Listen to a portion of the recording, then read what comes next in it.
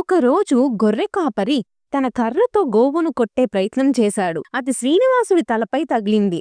ఆ దెబ్బ తగిలిన దగ్గర వెంట్రుకలు రాలిపోయాయి. అప్పుడు ఆ దృశ్యాన్ని గమనించిన నీలాదేవి, ఒక గంధర్వ కన్య, తన వెంట్రుకలను తడిపి స్వామివారి తలపై అమర్చింది. ఈ త్యాగంతో శ్రీనివాసుడు ఎంతో ప్రసన్నుడయ్యాడు. ఆమెకు ఆశీర్వచనం ఇచ్చాడు. ఈ తీర్థక్షేత్రానికి వచ్చే ప్రతి భక్తుడు తన వెంట్రుకలను నాకు అర్పించాలని.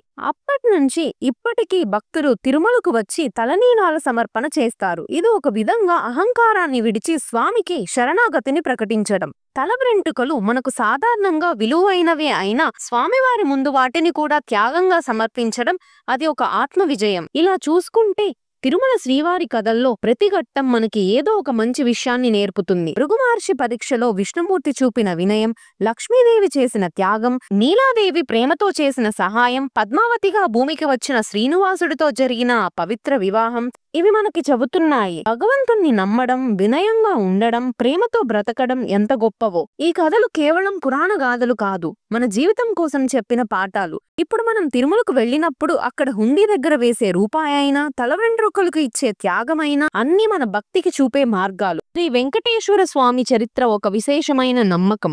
మన జీవితాల్లో వెలుగు కళ్ళ ఉండే ఒక ఆధ్యాత్మిక దారితెర. ఎంత చెప్పినా సరిపోదు. ఎందుకంటే తిరుమల అనేది కాలానికి అందని తీర్థం. ఇది కలియుగంలో ప్రత్యక్షంగా కనిపించే దేవుని స్థలం. శ్రీ వెంకటేశ్వర స్వామి వారి దీవెనతో అందరికీ శాంతి కలగాలి, సుఖంగా ఉండాలి అని మనసారా ప్రార్థిద్దాం.